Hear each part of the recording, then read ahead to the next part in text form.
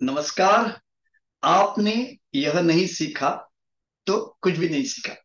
इस video series में आप सभी का मैं स्वागत करता हूं, सुनील पुरोहित। हम एस्ट्रो गुरु माँ डॉक्टर ज्योति जोशी इस यूट्यूब चैनल के शुक्रगुजार है, आभारी है। और उन्होंने हमें इस काबिल समझा कि हम आपके साथ कुछ डायलॉग करेंगे। आइए आज एक नए टॉपिक से शुरुआत करते हैं। काफी परिचित ऐसा ये शब्द है हमारे लिए। और हम देखेंगे तो भारतीय मन में इस शब्द के लिए बहुत बहुत सम्मान है।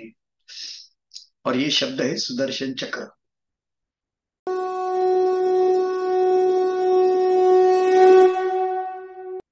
ज्योतिष शास्त्र में भी सुदर्शन चक्र यह एक बहुत ही सुंदर पद्धति है।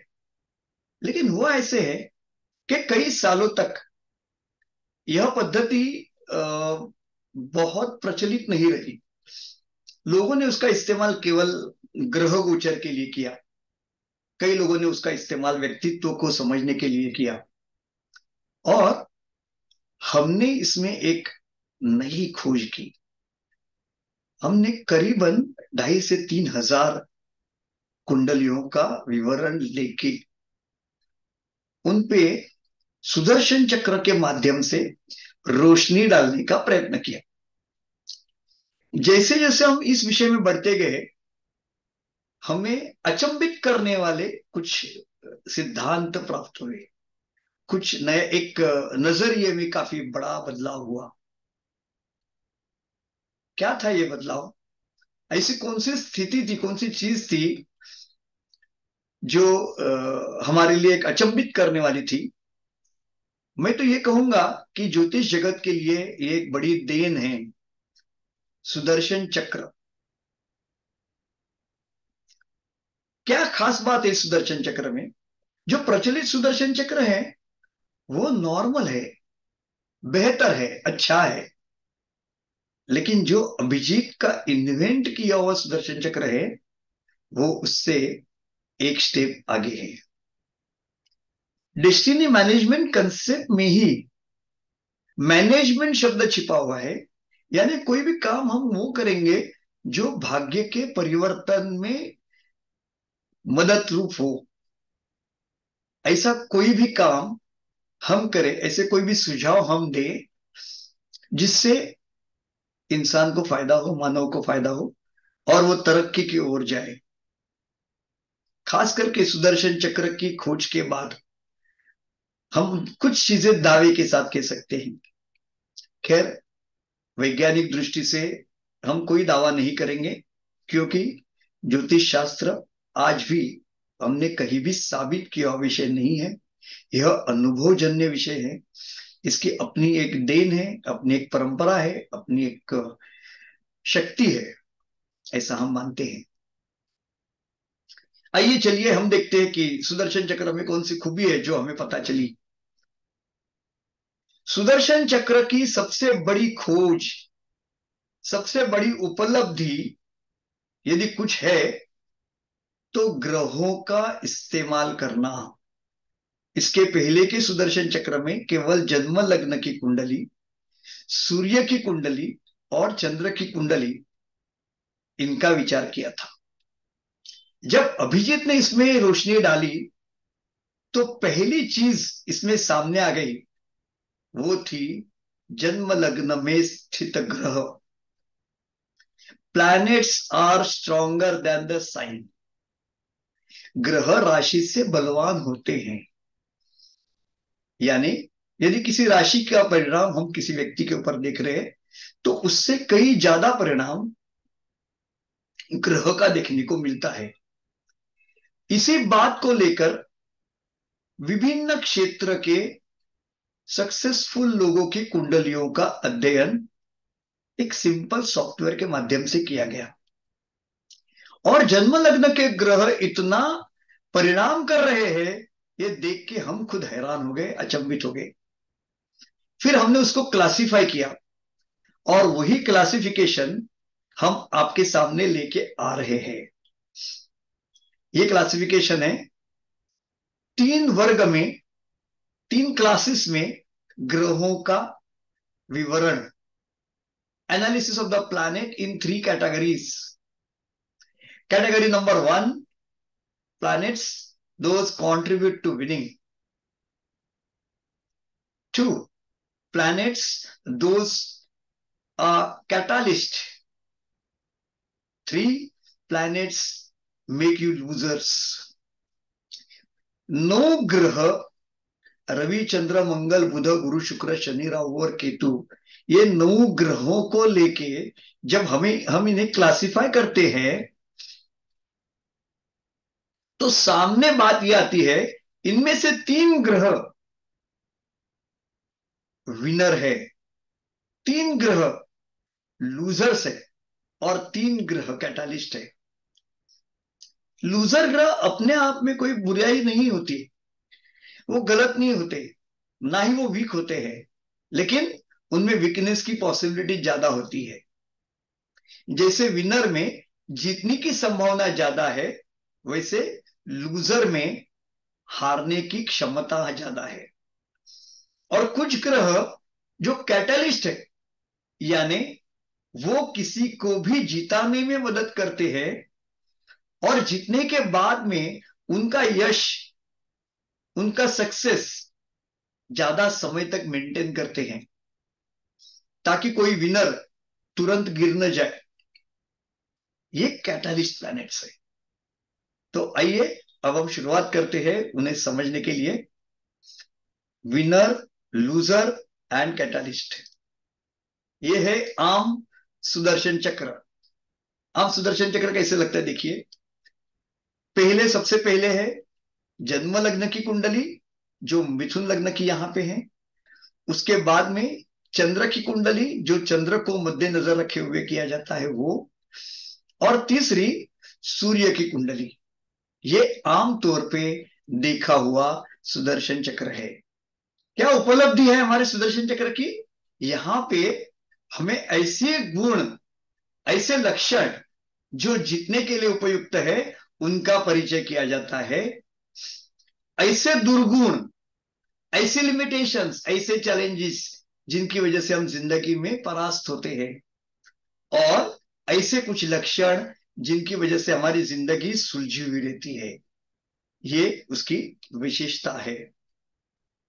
जैसे मैंने आपको थोड़ी देर पहले जिक्र किया था कि ऐसे कौन से ग्रह है जो विनर होते हैं, ऐसे कौन से ग्रह जो लूजर है, और ऐसे कौन से ग्रह जो कैटालिस्ट है।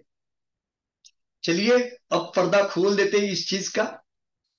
3 ग्रह जो जिंदगी में किसी भी क्षेत्र में सक्सेस के लिए लड़ते हैं, झगड़ते हैं और सक्सेस पाने के लिए कुछ भी करते हैं।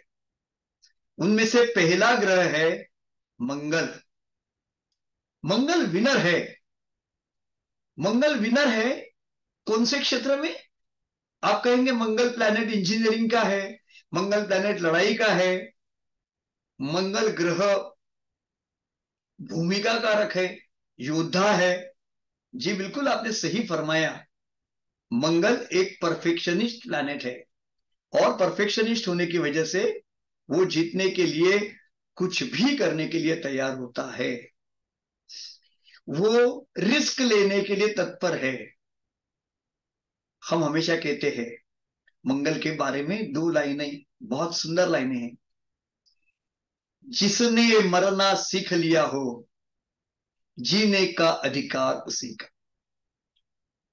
जो मरने से डरता नहीं है, वो जीता जरूर है, और जीतता भी जरूर है। किसी भी क्षेत्र में काम करने के लिए जन्म लग्न में जिसका मंगल है, वह व्यक्ति तत्पर होती है। उसे बहुत कम डर रहता है। 4 बार गिरने के बाद भी 5वीं बार छलांग लगाने वाला ये मंगल होता है। ये परफेक्शन की तरफ काम करने वाला है, रिस्क के लिए काम करने वाला है। अभी आप कहेंगे कि मंगल की अभिव्यक्ति तो लड़ाकू प्रकार की है। जी बिल्कुल सही है। फिर भी अच्छा मंगल अच्छा म्यूजिक डायरेक्टर हो सकता है, अच्छा मंगल अच्छा टेक्नीशियन हो सकता है, अच्छा मंगल अच्छा गवर्नमेंट ऑफिसर हो सकता है, अच्छा मंगल अच्छा साहित्यिक भी हो सकता है। किसी भी क्षेत्र में अपने परिणामों को रखने की हिम्मत रखने वाला मंगल नंबर 1 विनर है। उसके बाद में जो दूसरा विनर ग्रह है वो है सूर्य। आमतौर पे यह देखा जाता है कि सूर्य मंगल के इतना ही, यहां तक के कई सारे क्षेत्र ऐसे हैं जहां सूर्य ज्यादा सक्सेसफुल है, जैसे गवर्नमेंट ऑफिसर्स है, जैसे जहां कहीं सेल्फ मोटिवेटिंग एक्टिविटीज है, जहां विजनरी काम है, यानी दूरदृष्टि से किए हुए काम है, उन सभी में मंगल के साथ, कई बार तो मंगल से ज्यादा सूर्य सक्सेसफुल नजर आते हैं। जिनके जन्म लग्न में सूर्य है उनका मैनेजमेंट टेक्निक यूनिक होता है। बचपन से वो जिम्मेदारी से काम करना पसंद करते हैं, और जैसे जैसे वो आगे बढ़ते हैं उनकी महत्वाकांक्षा बढ़ने लगती है। और यही विशेषता आपको रवि के साथ देखने को मिलती है।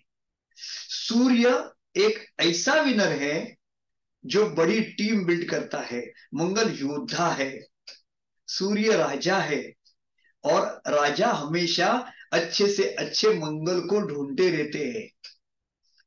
और साहित्य हो, कला हो, कोई भी क्षेत्र हो, वहां पे निडर होके काम करने वाला दूसरा ग्रह यदि कोई है तो वो सूर्य है।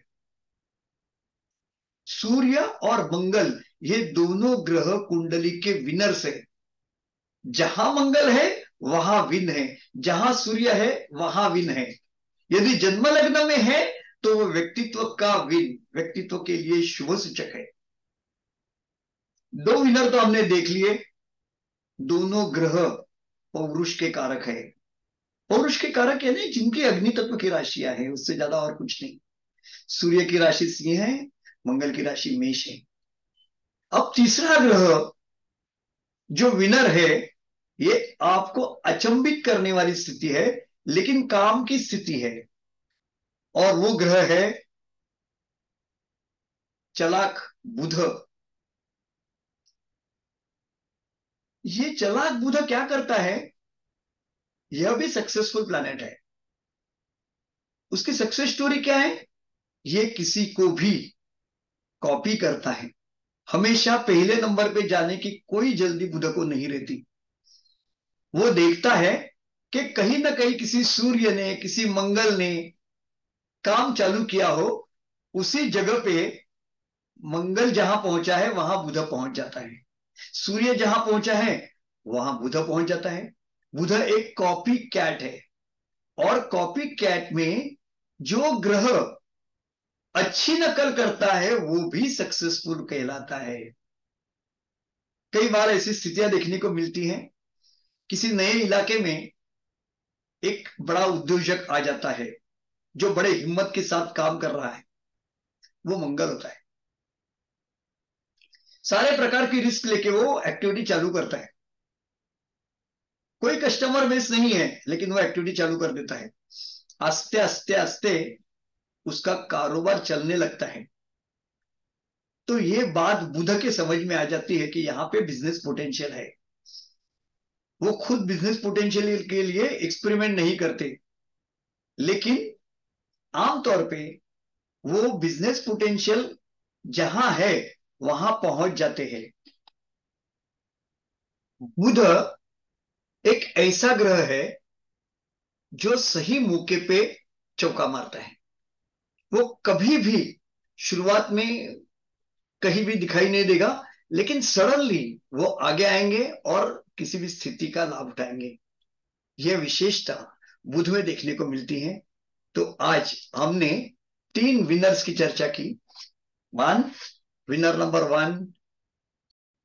तो हमने 3 विनर्स की चर्चा की। एक मंगल, 2 सूर्य, और 3 बुध।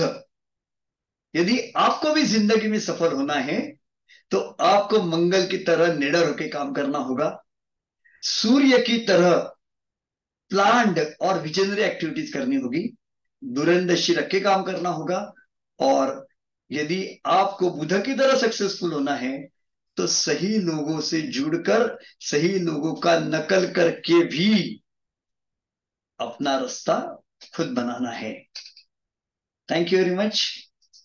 ज्योतिष का अध्ययन तथा शास्त्र की शास्त्रीय तरीके से पढ़ाई करने के लिए मेरी 2 किताबें प्रकाशित हो चुकी है, उनका अवश्य लाभ लीजिए। Please like, share and subscribe the channel. और हाँ, बेल आइकॉन दबाना ना भूलें। धन्यवाद।